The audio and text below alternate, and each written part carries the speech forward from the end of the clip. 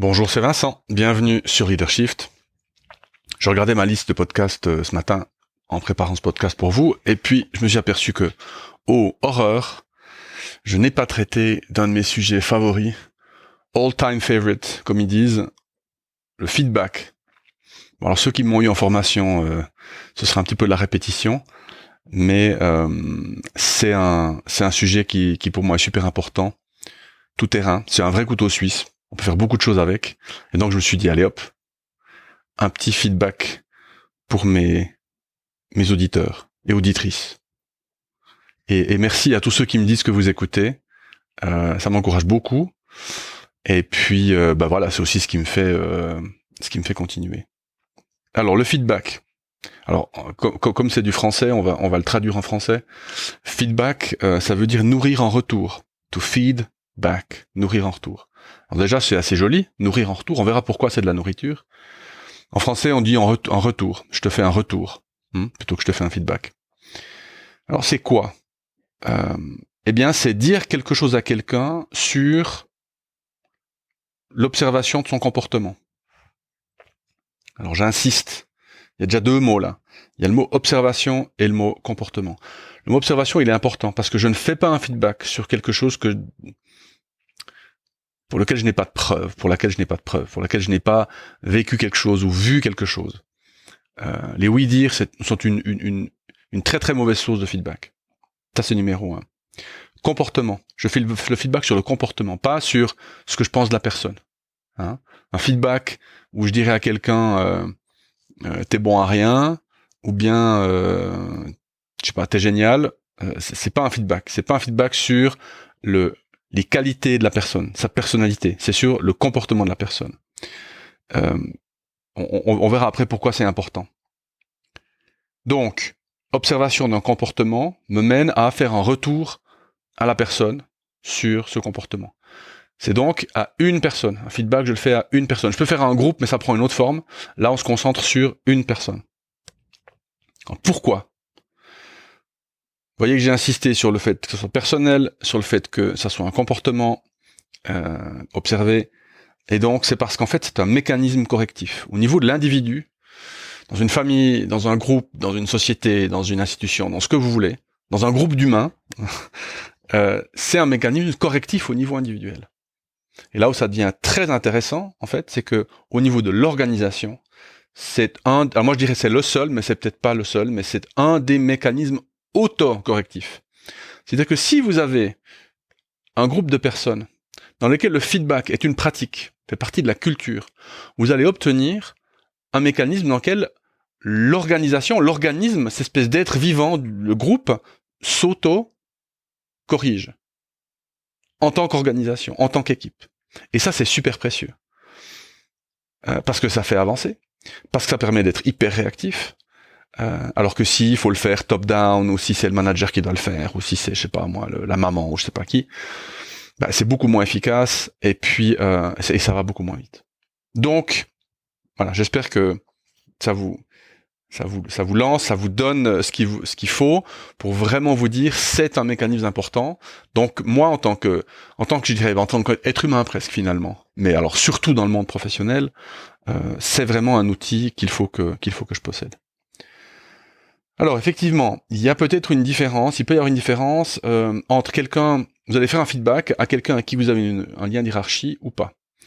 Le lien de hiérarchie vous donne le devoir de faire le feedback. C'est un devoir managérial, puisque sans feedback, les personnes en face de vous ne savent absolument pas ce qu'il y a à corriger dans leur comportement. Alors, en disant ça, je dis pas qu'il faut faire que ça, il y a tout le reste. Partager les objectifs, faire des feedbacks positifs, féliciter, valoriser. Tout ça, on est d'accord, on le fait, mais là, on se focalise sur quand il faut corriger quelque chose. Donc, si vous êtes manager, vous avez le devoir de faire des feedbacks, des retours à vos collaborateurs. Vous leur devez ça. Vous espérez évidemment en retour qu'ils vont ça fasse aussi, mais c'est moins courant, puisque on peut avoir peur de faire un feedback à son patron, à son chef, à sa chef d'équipe. Si vous êtes une personne et que vous voulez faire un feedback à un collègue, à votre femme, à votre compagnon, Bon, vous pouvez le faire aussi. Alors il y aura peut-être 2-3 petites précautions à prendre, mais c'est aussi un outil qui est très très intéressant. Donc pour un manager, c'est un devoir, pour une personne, c'est une possibilité, c'est quelque chose que vous allez offrir à la personne à qui vous le faites. Bon, c'est pas tout, mais comment est-ce qu'on fait? Il y a 4 étapes.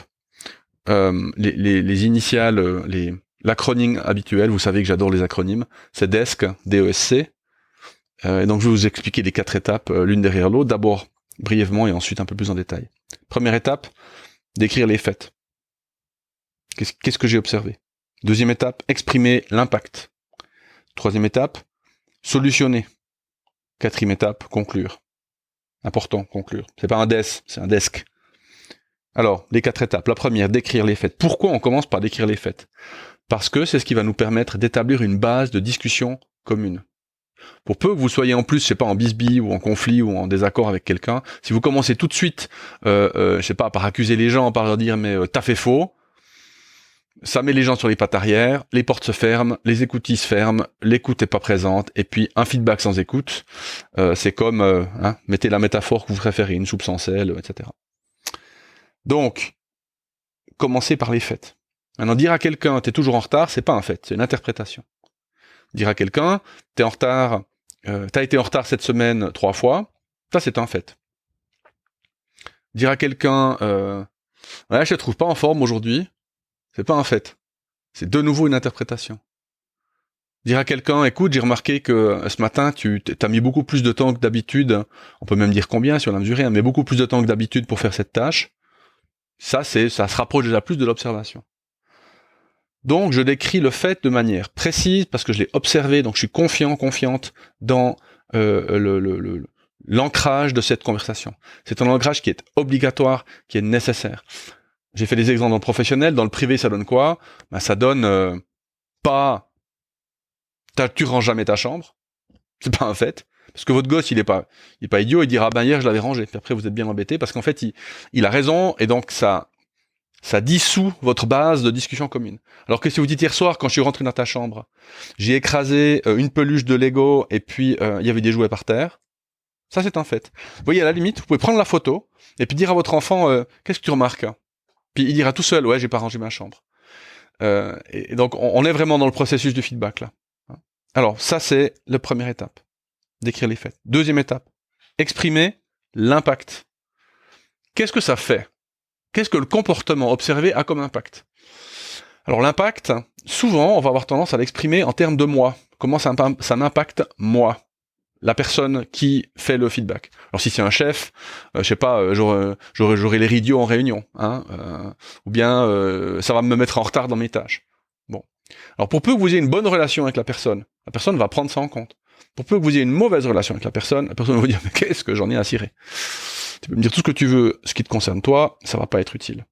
Donc, feedback, une partie de l'impact peut être personnel, ça peut être du ressenti, ça peut être je suis super triste parce qu'on en a parlé et puis je sais plus quoi faire, ça peut être vraiment je suis agacé parce que voilà, ça peut être je suis extrêmement énervé, donc ayez pas peur d'utiliser aussi un vocabulaire émotionnel, mais le meilleur impact c'est celui qui concerne la personne. Le fait que tu es en retard, alors certes, ça met toute l'équipe en retard aussi, parce qu'on part tous ensemble sur le chantier, mais ça veut aussi dire que pour toi, qu'est-ce qu'il peut y avoir comme conséquence pour quelqu'un qui est en retard? Eh ben, tu vas devoir courir le reste de la journée. Ou bien les collègues vont moins t'apprécier parce que tu leur causes des difficultés, quoi. Donc, vraiment, rendre l'impact intelligible, compréhensible par la personne à qui vous faites le feedback. Troisième étape, solutionner. Alors, attention. Solutionner ne veut pas dire que c'est vous qui donnez la solution. Solutionner, ça veut dire qu'il faut trouver une solution. Donc, là, il y a 2 types de cas. Là, le feedback se sépare en 2. Il y a le feedback sur lequel vous voulez imposer la solution, vous voulez imposer l'objet du feedback. Par exemple, je prends l'exemple du retard. La solution, c'est « j'exige que dorénavant, tu sois à l'heure ». C'est une solution. Donc dans les cas de discipline, on va être peut-être relativement ferme, on va imposer la solution, on va dire le règlement indique, donc j'attends de ta part que tu respectes le règlement, par exemple, ce genre de phrase. Et puis, en fonction des situations, on va poser une question derrière. Parce que quand vous exigez de quelqu'un quelque chose, bon, ça c'est bien, vous posez le cadre, hein, c'est très bien, c'est le rôle d'un manager par exemple, ou d'un parent, pose le cadre, j'exige que ta chambre soit rangée. Maintenant, peut-être que la personne en face, elle n'a pas nécessairement le moyen ou elle ne sait pas comment faire. Et donc, posez-lui la question. Mais comment est-ce que tu comptes faire? Mais qu'est-ce que tu peux me proposer pour atteindre cet objectif? Hein, donc c'est la fameuse question comment, qui est la question du manager, la question du formateur, la question du parent. Je pose l'exigence, mais je te laisse libre de savoir comment tu vas l'atteindre. Très important, puisque ça va développer l'autonomie, la réflexion et toutes les bonnes choses qu'on peut avoir quand on pose une question comment. Dernière étape, conclure. Alors plusieurs manières de conclure, au choix. Donc, première chose, annoncer un suivi. Et on verra la semaine prochaine, lors de notre entretien face à face, comment est-ce que ta manière de répondre aux clients a évolué, par exemple, si c'est le problème. Ou bien on verra demain soir si ta chambre est rangée. Hein. Donc le suivi est une bonne manière de conclure. On peut aussi annoncer une récompense ou une sanction. Alors récompense, c'est pas que ou complètement l'idée de la carotte, mais c'est de dire, tu vois, si tu mets en place la solution que tu as trouvée, voilà toutes les bonnes choses qui vont arriver. D'accord ? Tu vois, tes collègues, par exemple, si tu es à l'heure le matin, d'abord, ils seront contents de te voir, alors que là, tu vois, hier, quand tu es arrivé en retard, tu as vu la tête qu'ils faisaient. Et puis, tout le monde va se sentir mieux, on aura une meilleure ambiance dans l'équipe, et puis ça nous permettra de bien travailler. Ça, c'est ce que je pourrais appeler une récompense. Pas éviter la sanction. S'il faut annoncer une sanction, on annonce une sanction. On le fait dans cette étape-là, la 4e étape. Donc, décrire les faits, exprimer l'impact, solutionner, conclure. DESC, DESC. Il y a un moment crucial qui est en fait à la fin de l'expression de l'impact. Donc à la fin de la 2e étape. C'est là que ça bascule. Si la lumière s'allume chez la personne d'en face, et vous le verrez dans son expression du visage, vous le verrez dans ses yeux, elle va peut-être même vous dire quelques mots qui vont vous indiquer qu'elle est sur la bonne voie. C'est ça que vous cherchez. C'est cette prise de conscience, c'est le mot important. Je réalise que c'est bon pour moi, ou les autres, en fonction des gens, et donc il faut que je le fasse. C'est ça qui va mettre les gens sur la voie du changement de comportement. C'est le fait qu'ils prennent conscience que c'est nécessaire et que c'est bien et que c'est utile et que c'est... etc. etc. Et donc c'est cette 2e étape qui doit être très très bien préparée, on en parlera juste maintenant, et puis très très claire pour la personne. Donc entre à la fin de l'expression de l'impact, vous allez devoir vérifier ou valider le fait que la personne a compris. Alors, vous voyez quelqu'un qui vous dit ouais mais non, mais pourquoi c'est injuste? C'est pas bon. L'impact est pas clean, d'accord? Pourquoi? Parce qu'elle met en doute, elle dit pourquoi, ça veut dire qu'elle met en doute. Quelqu'un qui vous dit ouais mais je sais pas comment faire, c'est gagné. Le reste c'est it's all downhill from there, comme ils disent. C'est tout de la descente, il n'y a plus à monter là. Elle est d'accord sur le fait que c'est pas bon, mais elle sait pas comment faire. C'est parfait, on a ce qu'il faut, on a la question comment pour y répondre. Donc, le commentaire de la personne à la fin de la phase 2, la phase d'expression de l'impact, c'est là où vous allez voir si la personne est dedans. Tant que la personne n'est pas dedans, alors, vous pouvez passer en force avec la solution imposée. Ça c'est clair, vous pouvez le faire. Quelqu'un avec qui vous n'en pouvez plus, vous allez passer en force. Mais si vous ne passez pas en force, vous devez rester et essayer avec l'impact de faire prendre conscience à la personne, que le changement de comportement est nécessaire. Alors qu'est-ce qu'il faut pour réussir un feedback? Pour commencer, il faut le préparer. Après, avec la pratique, vous pourrez un peu y aller à la one again, mais moi je vous conseille de le préparer. Ça a 2 avantages. 1, vous le soyez préparé, puis 2, ça permet de faire baisser un peu la pression par rapport à quelque chose qu'on aura vu ou qu'on aura entendu, plutôt que d'y aller directement bien chaud. C'est de dire, je prends 2 minutes, je gribouille 3 trucs. Vous voyez, vous prenez une feuille de papier, vous écrivez D, E, S, C, puis vous réfléchissez à D, vous réfléchissez à E, vous réfléchissez à S, vous réfléchissez à C. Ça peut prendre 30 secondes. Après, vous y allez. La 2e chose qu'il faut pour faire un feedback, c'est du courage. Et ça, c'est pas facile. Et je le sais parce que je le faisais pas suffisamment en tout cas. Et je pense qu'une partie de ça m'a coûté le dernier poste en entreprise que j'ai eu. J'ai pas eu le courage de dire certaines choses à certaines personnes que j'aurais dû dire, qui étaient alors bonnes. C'est pas seulement, c'est pas qu'elles étaient bonnes pour moi, mais elles étaient bonnes pour la personne surtout, pour que la personne se rende compte que. Et donc Et donc je l'ai pas fait. Et donc voilà, si vous faites pas un feedback, la personne ne corrige pas son comportement, pas nécessairement, parce que c'est pas que c'est une mauvaise personne, seulement elle le voit pas forcément, elle se rend pas forcément compte de l'impact que ça a sur les autres. Et donc voilà, et donc peut-être que derrière, à la fin, c'est vous qui allez payer, c'est vous qui allez prendre pour quelqu'un qui est dans votre équipe. Donc courage.